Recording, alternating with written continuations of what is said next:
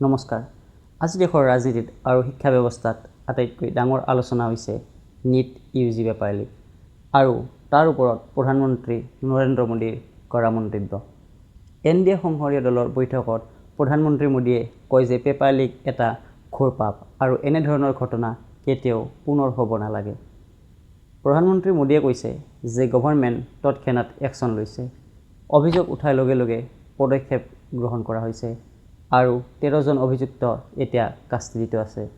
তেওঁ স্পষ্টকৈ কয় যে যিসকলে এই লিকত ইনভলভ তেওঁলোকক কঠোৰতকৈ কঠোৰ শাস্তি দিয়া হ'ব। তেওঁৰ মতে দেশৰ ইউথৰ ফিউচাৰ হৈছে টপ প্ৰায়ৰিটি, সেয়ে ষ্টুডেণ্টসকলৰ সৈতে খেলা-ধূলা হ'ব নোৱাৰে। নিট পেপাৰ লিক লৈ দেশজুৰি ক্ষোভ বাঢ়ি আহিছে আৰু এই বিষয়টো এতিয়া নেশ্যনেল ইছ্যু হিচাপে দেখা গৈছে। চৰকাৰে পুনৰ এক্সামিনেশ্যন কৰোৱা, ৰিজাল্ট ঘোষণা কৰা আৰু এনকুৱেৰী চলোৱা বুলি খবৰ প্ৰকাশ পাইছে। PMৰ বক্তব্যত ক্লিয়াৰ ছিগনেল দিয়া হৈছে যে পাব্লিক এক্সামিনেশ্যনৰ ইণ্টিগ্ৰিটি যিকোনো মূল্যত ৰক্ষা কৰা হ'ব। ইপিনে দিল্লীত প্ৰটেষ্টটো তীব্ৰ হৈছে।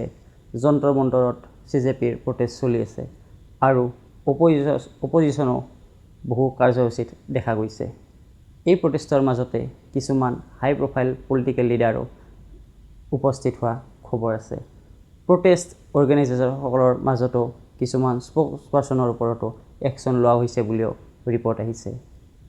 এইবাৰ পাৰ্লিয়ামেণ্ট ছেছনটো অত্যন্ত গুৰুত্বপূৰ্ণ, কাৰণ বহু বিল টেবুল কৰা হৈছে আৰু কিছু বিলৰ ওপৰত নজৰ আছে। ইয়াৰ ভিতৰত এডুকেশ্যন সংশ্লিষ্ট বিকশিত ভাৰত শিক্ষা অধিষ্ঠাতম বিল বিশেষভাৱে আলোচনাত আছে। এই বিলৰ অধীনত UGC, AICTE আৰু NCTE একেটা ছিংগেল ৰেগুলেশ্যনৰ অধীনলৈ অনাৰ কথা আছে, যাতে ট্ৰেন্সপাৰেন্সি, কোৱালিটি আৰু ৰেগুলেশ্যন আৰু শক্তিশালী হয়। আন এক ডাঙৰ বিল হৈছে FCRA এমেণ্ডমেণ্ট বিল।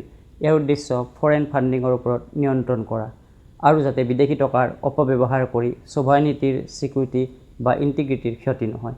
ৰিপৰ্ট অনুসৰি কমপ্লিয়েন্স কঠোৰ কৰাৰ লগতে ৰুল ভংগ কৰা NGOসকলৰ এছেট লৈ ৰাজ্যৰ কামত ব্যৱহাৰ কৰাৰ দিশতো প্ৰস্তাৱ আছে। সামগ্ৰিকভাৱে ক'বলৈ গ'লে নিট পেপাৰ লিক, ষ্টুডেণ্টৰ ফিউচাৰ, প্ৰটেষ্ট আৰু সংসদীয় বিল এই চাৰিটা বিষয় এতিয়া দেশৰ ৰাজনীতিৰ কেন্দ্ৰবিন্দুত আছে। PM মোদীৰ বাৰ্তাটো স্পষ্ট, পেপাৰ লিক কোনোদিনে সহ্য কৰা নহ'ব আৰু দায়ীসকলক সৰলভাৱে এৰি দিয়া নহ'ব। ধন্যবাদ।